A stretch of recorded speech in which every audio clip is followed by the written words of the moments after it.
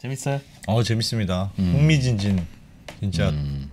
아니 지금 들으시는 분들도 네. 3시간 태칭탕에서도 난리 났어요. 지금 너무 빠져든다. 뭐 네. 아까 전에 영화 관계자들이 꼭 봐야 된다. 이거 완전 영화로 할 수 있는 얘기다. 그러니까 이게 항상 이게 뭐 마치 등반 같은 거라서 네. 히말라야 등반 같은 거라서 네.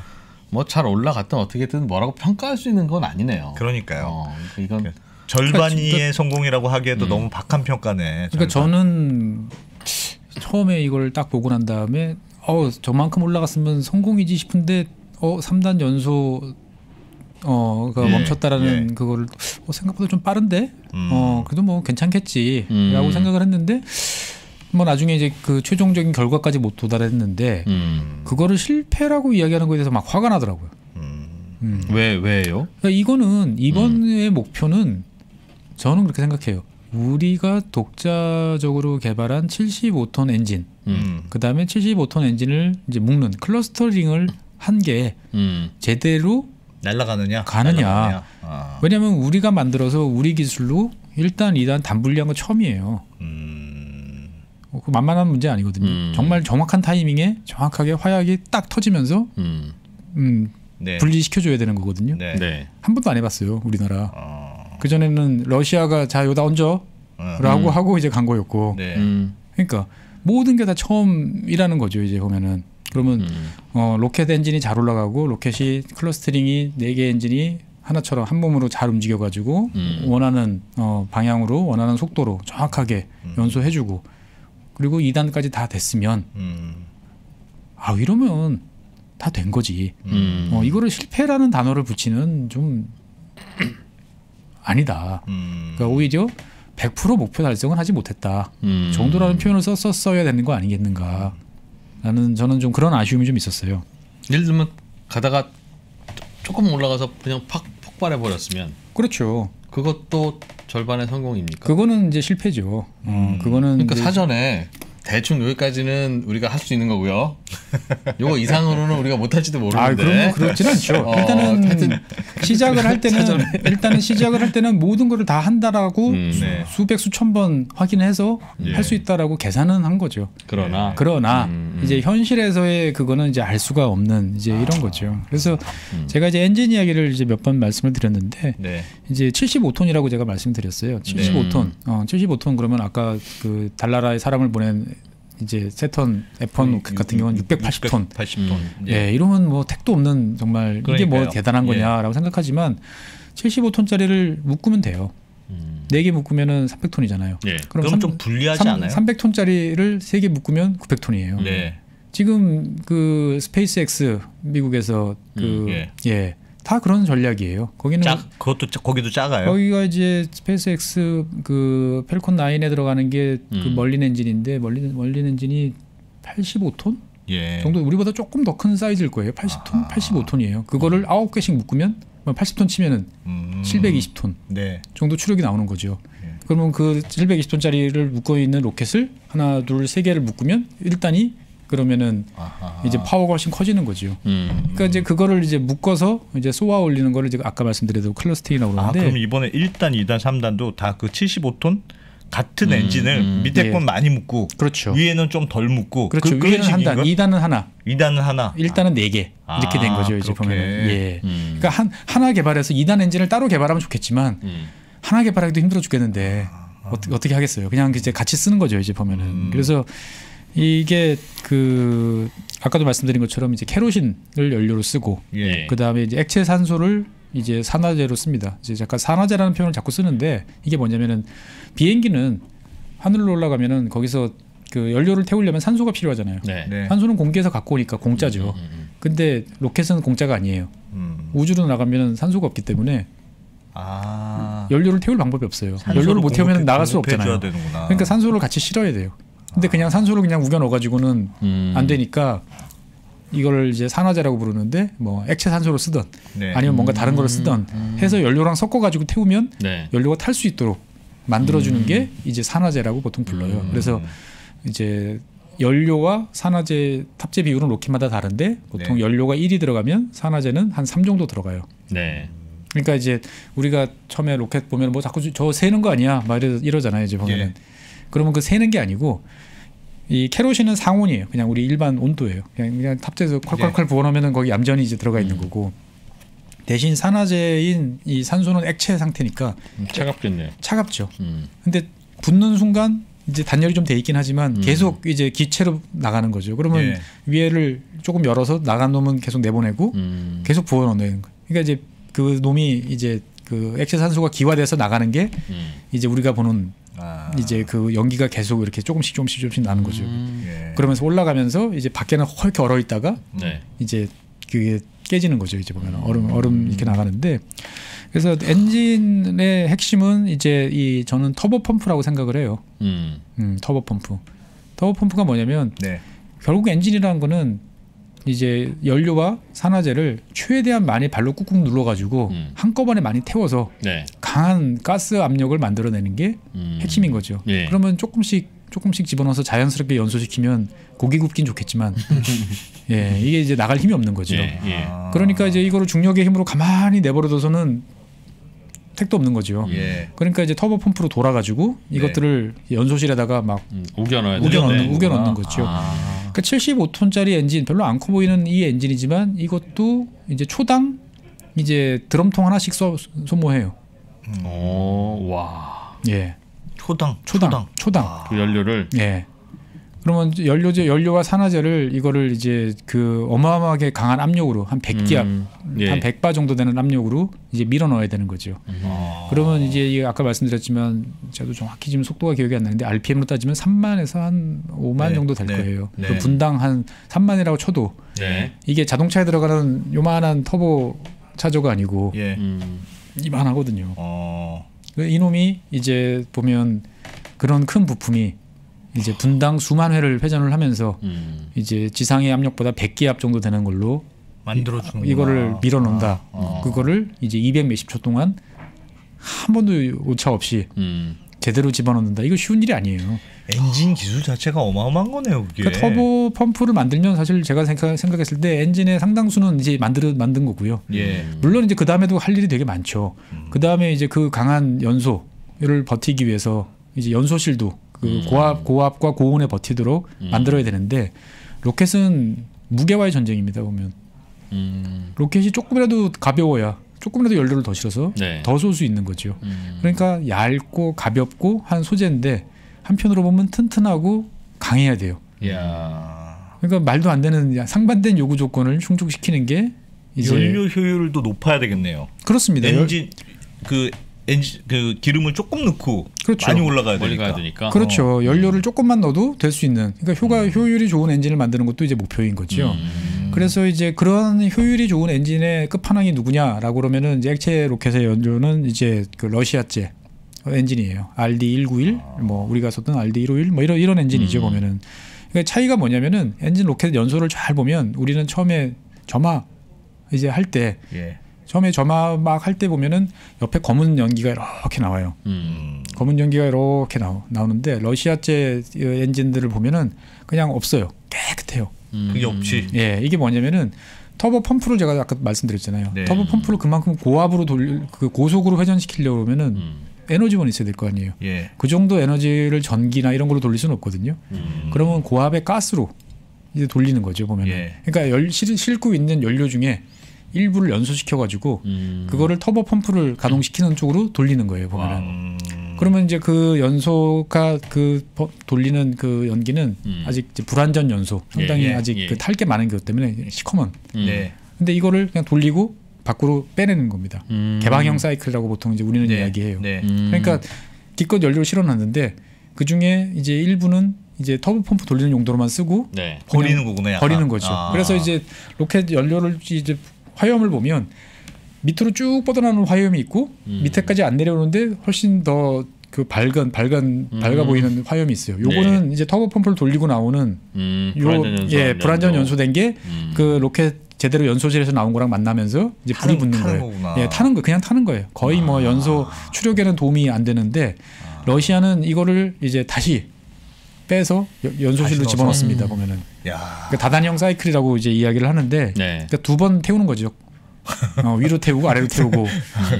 효율 좋은 엔진, 예, 효율 좋은 엔진이죠. 예, 그러다 보니까 러시아 엔진은 같은 사이즈, 같은 연료를 실어도 한 10% 정도 이제 더 효율이 좋아요. 뭐 10%가 대단하냐 싶지만 우주에서는 어마어마한 차이거든요. 보면은 이게 무게라든지 효율이라는 게 대신 이제 복잡하고 비싸죠. 예. 그러니까 이제 그 우리 75톤 로켓도 그렇고 미국의 이제 펠콘 9에 들어가는 멀린 엔진도 똑같아요. 생긴 게 거의 똑같아요. 개방형 사이클로 이제 나가는 이제 이러한 이제 엔진이라는 거죠 보면은. 그래서 이러한 엔진을 이제 아까 말씀드린 것처럼 만들었는데 네. 실험을 해봐야 되는데 실험 장소가 만들어진 게 이제 2015년이 돼서야 만들어진 거죠. 근데 이제 2015년 딱 만들어지자 말자부터 이제 계속 이제 그 실험을 이제 합니다 보면은. 그래서 예. 뭐 2016년에 뭐 이제 연소를 시작을 해가지고 이제 결국 145초까지 이제, 네. 이제 달성을 이제 해내는 거죠 보면은. 그러니까 저는 이걸 보면서 정말 외계인을 어디 데려다 놓고 고문을 시켜서 개발하나 싶을 정도의 속도예요 보면은. 아 이게. 예, 우리나라 대한민국 국민들이 다들 이제 해외 투자도 많이 하시고 뭐 이러다 보니까 네, 이제 네. 정말 세련되고 뭐 네. 이런 것들을 많이 보시니까 그 펠콘 9이나 이런 거 보다 보면. 우리가 참 저 뭐 아직까지 왜 못하지? 라고 생각하지만 제가 생각했을 때는 이거 너무 빠른데? 라는 느낌이 들 정도로 정말 이제 많이 이제 빠르게 이제 하고 있는 거죠. 그러니까 이런 터보 펌프 같은 이제 기술들을 토대로 이제 향후에 더 큰 엔진을 이제 만들 수 있는 기술도 있고 뭐 저는 그렇게 생각해요. 더 큰 엔진 굳이 필요 없어요. 요즘에는 트렌드가. 그러니까 75톤 엔진을 잔뜩 묶어서 이제 만드는 이제 이런 식으로 가는 거죠 보면은. 그러니까 우리 이번 엔진이 러시아 엔진하고 거의 흡사합니까? 아니에요. 저도 그래서 깜짝 놀란 게 저도 예전에 이제 연소 시험 했다라고 그래서 봤을 때부터 보면은 네. 러시아 엔진은 아까 말씀드린 것처럼 다단식 그 폐쇄형 사이클이거든요. 네. 돌아가는 예, 거. 돌아가는 거예요. 다시 쓰는 거. 그러니까 시커먼 연기가 처음에 안 나와요. 예. 근데 우린 나오잖아요. 딱 보니까 야 이거 저기 펠콘 9에 들어간 거랑 똑같네. 네. 그러니까 러시아에서 배워오긴 했는데 실제로 만든 거는 미국식 엔진을 만든. 어떻게 그럴 수 있지? 그러니까 이게 상당히 이제 정말 이게 뭐지라는 생각이 드는 거죠 보면은. 야. 그러니까 그 75톤이라고 무시하면 안 된다고 제가 계속 말씀을 드리는 게 뭐냐면은 스페이스X에서 펠컨 헤비 같은 경우가 그때 그 테슬라 차 실어가지고 화성으로 네. 날려 보냈잖아요. 거기에 들어간 것도 그 멀린 1D 엔진인데 이게 85톤짜리에 하나는 네. 우리 거보다 조금 더 큰 사이즈죠. 예. 이거를 27개를 묶었어요. 그러니까 9개짜리 묶은 거를 1단에다가 3개를 집어넣은 거죠. 예. 그래서 이렇게 해놓고 가운데 2단이 있고 3단이 있고 이런 식이니까 이거를 묶으면 뭐 얼마든지 이제 크게 날아갈 수 있는 거죠. 보면 실제로 그래서 우리나라도 생각하는 게 더 대형의 엔진 개발 사업도 있지만 이거를 가지고 이제 묶어서 달까지 사람을 보내보자라고 이제 이야기들을 이제 하는 거죠. 보면은. 그러니까 세계에서 가장 안전하게 여태까지 사고 기록이 제일 적은 엔진이 로켓이 뭐냐? 특히 사람을 태웠을 때 기준으로 보면 예. 그러면 이제 러시아 소유주거든요. 보면은 러시아가 더 높은 평가를 받습니까? 소유주 로켓 같은 경우는 1950년대 기술이에요. 왜 되게 구닥다리네 이렇게 생각할지 모르겠지만 구닥다리 기술이기 때문에 가장 검증되고 가장 안전해요. 가장 단순하고 그러니까 확실한 거죠. 대신 추력이 약해요. 추력이 약하니까 러시아제 로켓은 보면 이제 소유주 로켓이나 이런 거 보면은 이렇게 생긴 게 아니고 밑에가 치마처럼 네. 이렇게 넓어요. 왜냐하면 밑에 소형의 엔진들을 많이 배치를 했기 때문에 그런 식으로 가는 거죠. 그러니까 이 75톤 엔진이라는 것들은 이걸 가지고 이제 뭔가 지구 궤도에 이제 올릴 수 있는 실용성이라는 이제 문턱을 넘어서는 이제 그 사이즈가 됐다라고 이제 보시면 되겠죠. 보면은. 그래서 그 우리가 그 요번에 테스트했던 것들은 적게도 한 600에서 800km 정도 고도의 1.5톤 정도의 위성을 이제 투입하는 이제 그거를 목표로 쓸 수 있는. 그렇죠. 이게 그 아까도 이제 뭐 방송 시작하기 전에 이제 물어보셨는데 이게 왜 중요하냐? 네. 왜 중요하냐라고 이제 물어보시는데 중요하죠. 그러니까 일단은 이제 뭔가 돈을 따지지 않고 생각했을 때 제일 중요한 건 뭐죠? 국가 안보, 국방 이런 면이 있어요. 그러면 우리 같은 경우는 지금 항상 북한이랑 대치 상태에 있는 상태다 보니까 제일 중요한 장비 중에 하나가 정찰위성이에요. 정찰위성, 군사위성이죠.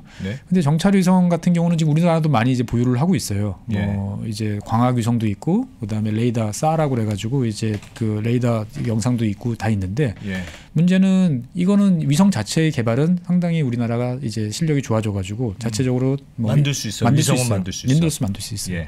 근데 그러면 이거를 쏠 수는 없어요. 쏠 수는 없다 보니까 다른 나라에 의뢰를 해야 돼요. 돈 주고. 그렇죠. 돈 주고 쏘면 돼요. 근데 문제는 뭐냐면은 쏠 때 이 화물의 특성을 다 알아야 돼요. 예. 그러니까 이걸 딱 열어보지 마세요. 라고 하면 안 되는 거죠. 얘네들이 무게 중심이 어디야? 전체 무게가 어떻게 되지? 특성이 뭐지? 왜 이렇게 하고 왜 기부뚱거려? 등등의 모든 것들을 이 친구들이 발사하는 쪽에서 우리 데이터를 다 줘야 되는 거죠. 예. 그러니까 우리가 어떤 뭐 새로운 거를 뭐 했다든지 뭔가 요번에 남한테 보이기 싫은 뭔가 장비를 탑재했다든지 이런 기술들이 이런 상황들이 다 상대방한테 이제 노출이 되는 거죠. 보면 택배 기사 아저씨는 다 아셔. 하지만 위에는 안 써놓잖아요. 이게 안에 뭐 들었는지는 이제 안 써놓지만 예, 그러니까 그런 문제도 있고. 노출이 될 수밖에 없군요. 그렇죠. 그러다 보니까 이 이제 발사체 시장이 되게 경쟁이 치열해져가지고 이제 스페이스 X가 등장하기 전에도 싼 걸로만 따지면 중국보다도 더 싼 게 우리 옆 나라 일본이었어요.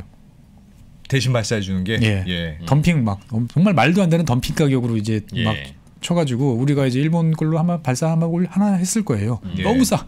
제가 봐도 저거 말이 안 되는 가격인데. 그러니까 일본 애들도 만들어 놓고 자기들만 쓰기 아닌 도저히 이제 안 되니까 뭔가를 해야 되는데 그걸 원가 계산해서 이윤 붙이면 아무도 안 쓰는 그 비싼 가격이 되니까 일단 고객을 끌자라고 그래가지고 덤핑 경쟁을 이제 하다시피 이제 그렇게 간 거죠. 근데 이제 그 아무 때나 이렇게 싸게 골라서 쏘면 좋은데 문제는 그거는 저쪽 스케줄에 맞춰서 쏴야 되는 거죠. 보면은 우리가 지금 당장 하나 쏴야 돼라는 상황이 이제 생길 수도 있는 거죠. 보면은 그러니까 위성 같은 경우도 궤도가 높으면 커지고 장비도 더 세야 되는데 정밀하게 보려고 그러면 내려와야 돼요. 그러니까 위성 같은 경우 쏘아놓으면 천년 만년 계속 돌 것 같잖아요. 그러면 근데 대부분 수명이 있어요. 위성의 수명은 위성이 탑재하고 있는 자세 제어 로켓의 연료량이에요. 왜냐하면은 끊임없이 지구는 잡아당겨요. 그러니까 여기서 이렇게 그 잡아당기면 조금씩 그 정밀하게 궤도를 유지를 하려고 하는 거죠. 근데 정말 국가 긴급 사태다라고 생각하면 정찰 위성들은 내려갑니다. 내려가요? 내려가기도 해요? 내려가기도 해요. 가만히 있으면 내려가니까. 그리고 위에서 제어를 하면 이제 밑으로 내려갈 수도 있는 거죠. 내려가서 왜 내려가요? 내려가면 잘 보이니까. 그리고 가까이 가면 멀리서 보면 잘 안 보이면 가까이 가야 되잖아요. 그러니까 300km에서 보나 600km에서 보는 것보다 300km까지 내려오면 훨씬 잘 보이죠. 그러면 내려가죠. 근데 내려가면 문제가 뭐냐? 공기 저항이 많아지니까 지구상으로 금방 추락해요. 그러니까 이제 정말 위급 사태가 벌어지면 그런 위성들을 이제 그 여유분을 가지고 있다가 급할 때 쏘아 올려야 되는 거예요. 근데 그거를 어딘가 싣고 가서 누구한테 부탁해서 우리가 원하는 스케줄에 할 수 있느냐? 없는 거죠, 보면은. 그러니까 물론 그거를 꼭 액체 로켓으로 해야 되느냐라고 물어보면은 이제 그건 아니죠. 이제 얼마 전에 우리가 그 SLBM 이제 잠수함 탄도미사일 발사를 했을 때 패키지로 이제 그 공개한 것 중에 고체 로켓 연소 시험도 있어요. 그러니까 미국이 우리한테 오랫동안 이제 미사일 사거리나 성능 제한을 하다가 다 풀었어요. 몇 년 전에. 싹 다 풀었어요. 싹 다 푸니까 이제 우리도 고체 로켓으로 이제 할 수 있는 거죠. 그러니까 이제 우리가 갖고 있는 그 국방에 쓰는 탄도미사일 로켓을 가지고 이걸 묶으면 쏘아 올릴 수 있는 거니까 이제 그 실험도 이제 같이 하고 있는 거죠. 그러니까 이제 액체 로켓하고 고체 로켓은 서로 도와주는 이제 그런 관계라고 보시면 돼요. 그러니까 이제 이런 일을 하려고 그러면 이거를 일일이 남한테 부탁해서 할 수 있느냐? 이런 문제도 이제 등장을 할 수 있는 거고 또 한편으로는 이제 상대방한테 이제 우리가 쏘는 거지만 상대방이 우리보다 훨씬 경제적으로 저렴할 수도 있어요. 물론 그럴 때 이제 딜을 할 때도 우리가 쏠 수도 있다라는 나라하고 너 여기에 우리한테 아니면 갈 데가 없잖아 라는 거 하고는 이제 가격 협상력 같은 경우도 이제 당연히 차이가 있을 수밖에 없는 거죠. 보면은 그러니까 이런 면에서 봤을 때 보면 우리처럼 안보상의 어떤 여러 가지 문제점들을 가지고 있는 나라 입장에서 봤을 때는 이걸 가지고 어디다 써먹어? 라는 질문을 할 수 있습니다만 경제성이 없지만 그래도 끌어안고 있어야 되는 그래도 언젠가 무슨 일이 생길지 몰라가지고 써먹어야 되는 그러한 기술이라고 이제 보시면 되는 거죠. 보면은 우리나라 뭐 무기고에 있는 뭐 현무 미사일들 같은 경우 10년, 15년 정도 지나면 로켓 모터가 다 돼가지고 유효기간 지나면서 다시 또 만들어야 돼요. 한 번도 못 쓰잖아요. 근데 만들잖아요. 그 언젠가 무슨 일이 벌어질 때를 대비해가지고 어떻게 보면은 저는 우리나라에서 이런 액체 로켓 같은 경우는 일단은 그런 목적 하에서 우리한테 뭔가 옵션을 하나 더 만들어주는 존재라고 생각을 할 수 있고요. 그다음에 뭐 저는 개인적으로 사실 우주나 로켓을 되게 좋아하는데 이제 이 정도 먹고 사는 나라면 그래도 인류 사회에 이제 기여해야잖아요. 기여라는 건 여러 가지 면이 있습니다. 뭐 돈 나눠주고, 예. 뭐 ODA 많이 해주고 하는 것도 있지만 과학기술 발전, 인류의 호기심, 어떤 이런 것들에 대한 궁금증 해소, 이런 거에 대한 투자도 이제 늘려야 되는 거고 그 중에 하나가 이제 우주나 이제 이런 것들이죠. 그래서 우리는 뭐 미국만 생각을 하시는데 일본 같은 경우도 이제 일본은 액체 로켓, 고체 로켓 기술을 다 가지고 있어요. 운이 좋아가지고 미국이 액체 로켓 기술도 주고 뭐 자체적으로 고체 로켓 기술도 개발하고 예. 이렇게 이제 하면서 일본 같은 경우는 소행성 탐사에 어떻게 보면은 되게 세계적인 기술을 이제 보유를 이제 하고 있고 실제로 소행선에 가서 샘플을 채취를 해서 지구로 들어와요. 그러면 지구로 돌아오면은 잘 생각해 보면 이거는 ICBM이랑 똑같은 거예요. 우주에 나갔다가 타버리지 그러네. 않고 들어오면은. 그러니까 이제 뭐 극단적으로 말하면 이런 식으로도 이제 활용을 할 수 있는 거죠 보면은. 예. 그런 얘기도 제가 예전에 본 적이 있는데, 그러니까 GPS를 우리가 미국에 의존하고 있잖아요. 예. 근데 미국에 의존하지 않고 중국도 뭐 예. 이름이 뭐더라? 하여튼 뭐 그런 걸 만들듯이 예. 우리도 한국형 GPS를 예, 사업이 이제 있습니다. 해야 된다. 예. 그래서 뭐 쭉 뭐 몇 년에는 몇백 개까지 이렇게 쭉 계획이 있다는 거예요. 예. 그거를 그렇게 많이 하려면 예. 한국형 발사체가 있어야 되는 거죠. 그걸로 예. 올리자. 아무래도 이제 뭐 여러 가지 이제 써먹는 용도들이 이제 등장을 하는 거고 거기 맞춰서 이제 로켓이 우리가 다 할 수는 없어요. 그러니까 우리가 이를테면 정지궤도까지 올리는 로켓을 만들겠다라고 하면 글쎄요, 그건 정말로 경제성이 있을까? 예. 그건 좀 너무한 투자인데라는 생각이 이제 들기도 이제 해요. 근데 이제 우주 공간이 점차 이제 뭐 어떻게 보면은 예전에 냉전이 끝난 다음에 약간 방치되는 듯한 예. 이제 그런 느낌이 이제 들다가 최근 들어서는 다시 새로운 어떤 경쟁의 체제로 이제 되고 있는 거지요. 그래서 아까 말씀하신 것처럼 GPS 같은 경우도 미국이 한 거 다 쓰면 되지라고 했지만 러시아도 따로 있어요. 그 다음에 유럽도 이제 갈릴레오라고 그래가지고 예. 자기들이 따로 하고 있고 중국도 이제 그 이름이 갑자기 생각이 나는데 북두 칠성에 그 북두라는 그 한자를 쓰는 그걸로 네. 이제 따로 하고 있고 그러니까 이런 것처럼 각국이 뭔가 더 정밀한 자기 자체의 어떤 그런 시스템들을 이제 보유하려는 노력들이 이제 계속되고 있는 거고요. 그러다 보니까 이제 이런 산업들이 단순히 뭐 도대체 해서 어디다 쓰느냐라고 이제 그냥 폄하할 것은 아니라는 거죠.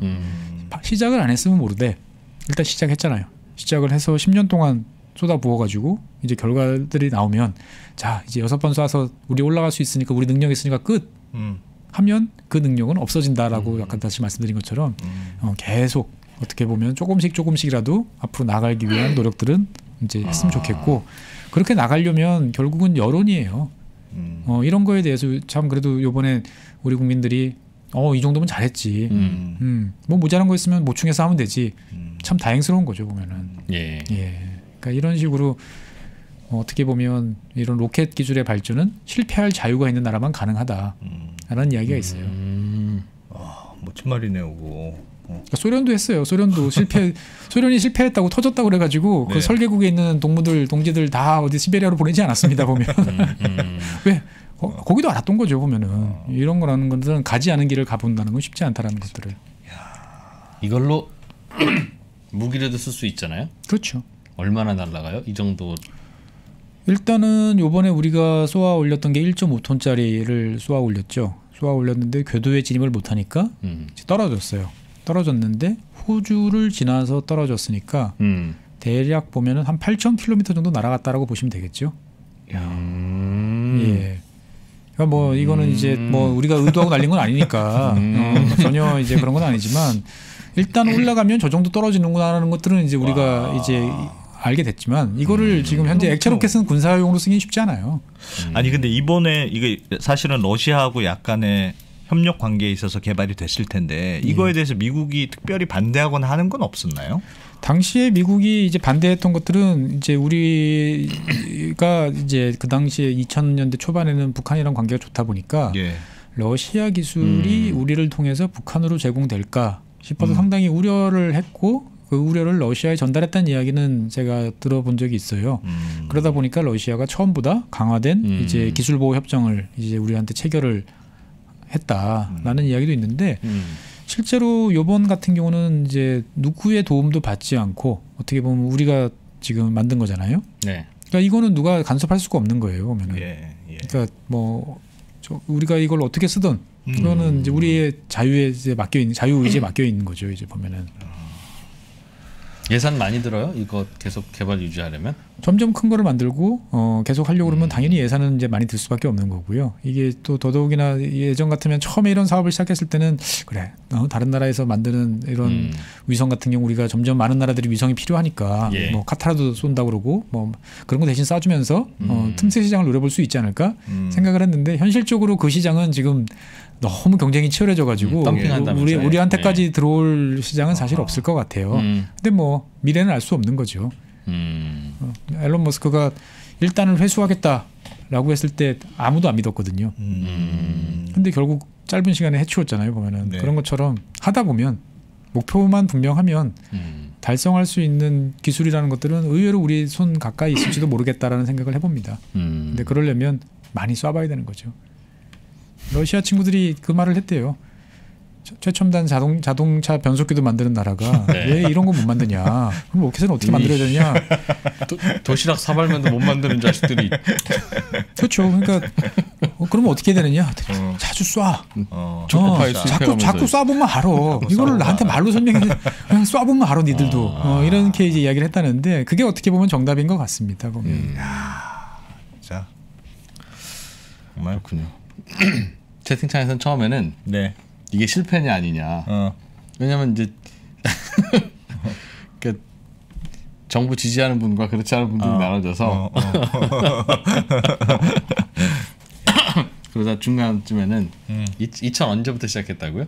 이게 우리나라에서 과학 로켓으로 거슬러 가면 1993년부터고. 와. 그러니까. 예. 그다음에 액체 로켓 뭐 이렇게 따지면 이제 2000년대 초반서부터라고 보시면 되겠죠. 그러니까 어디서 잘해서 이렇게 된지 모르는 거고 어디서 잘못해서 실패했는지도 모르는 거예요. 그러니까. 어마어마하네 진짜. 그러니까 생각해 보세요. 로켓 과학자들 입장에서 봤을 때는 평생이 들어가 있는 거예요. 그렇네요. 뭔가 약간 아니 오늘 박사님 얘기 들으니까 이게 뭔가 그냥 우리는 뭐 이게 왜 중요해요? 이렇게 단순하게 시작했는데 그런 게 아니고 뭔가 약간 감동이 있네. 이 발사의 뒤에 엄청나 있는 굉장히 감동적인 얘기들이 있네요. 이과에 대한 경외감이 느껴지지 않습니까? 정말 최재형 박사님 진짜 정말 대단하십니다. 고흥은 진짜. 많이 좋아지긴 했습니다만 지금도 멀어요. 그러니까 이제 대전에서부터 뭐 서울에서부터 여기까지 가려고 그러면 서울에서부터 가려면 지금도 한 5시간 정도 잡아야 되죠. 여기를 10년 동안 왔다 갔다 하면서 가족들과 떨어져 가지고. 그래도 저는 기분 좋았을 것 같아요. 네. 그럼. 박사님은 이걸 왜 아시냐입니다. 저는 어릴 때부터 로켓을 되게 좋아했어요. 네. 어릴 때부터 로켓을 되게 좋아했고 제가 이제 72년생인데 이제 80년대 70년대만 해도 저 어릴 때 기억으로도 보면 뭐 스페이스 랩이나 이런 이제 우주 경쟁들이 시절이 있다 보니까 뉴스에 자주 나왔었고 80년대 초반에는 이제 스페이스 셔틀이 나오면서 이제 그거와 관련되는 뭐 뉴스 소식 이런 것들이 많이 있었고 그런 걸 보면서 저는 로켓을 보면 어릴 때부터 그런 생각이 들었던 것 같아요. 뭔가 이렇게 그 의지를 그러니까 거스르고 의지로 모든 걸 극복한다. 좀 그런 짠해지잖아요. 보고 있으면 인간의 한계를 막 넘어서는 것 같아요. 중력이라는 어떻게 보면 사람이라는 존재는 생명체라는 거는 다 중력을 붙잡고 여기를 알게 모르게 다 그냥 구속돼서 사는데 유일하게 뚫고 올라가는 놈들이 로켓이잖아요. 보면은 그렇게 인생을 좀 살고 싶었는데. 난 최 박사님 이거 감동하고 좋아하실 줄 알았어. 예전에 최 박사님이랑 둘이 어디 조용히 다니다가 최 박사님 무슨 영화 보고 제일 감동 느꼈어요 그랬더니 그 카레이서들. 그 다큐멘터리 보고 되게 재밌었다고. F1 넷플릭스. 그런 적 있어요. 그러니까 저분이 저렇게 차분차분하고 뭔가 그냥 그 공부만 하실 것 같아도 야수인 거야. 몸만 어딘가 터보 펌프가 장착돼 있나요? 오토바이 줬으면 지금 여기 없어. 알겠습니다. 네, 최유정 박사님. 네. 한국형 발사체 이야기. 네. 이 이야기로 1시간 반을 제가 이야기할 줄은 몰랐습니다. 정말 고맙게 잘 들었습니다. 네. 네. 예. 국내 최고의 기업 임원, CEO, 행정가, 석학들에게만 오프라인으로 제공이 되었었던 그 강의를 3프로TV와 송기령이 만나서 여러분께 최초로 공개합니다. 3프로TV 미래대학 데이터로 세상을 읽다. 데이터로 사람의 마음을 읽는 마인드마이너 송기령 부사장이 알려주는 우리의 현재 그리고 미래. 어떠한 강의에서도 느낄 수 없었던 투자의 인사이트를 발굴해보는 소중한 시간이 되리라 확신합니다. 데이터로 세상을 읽다. 지금 바로 3프로TV 앱에서 신청하십시오.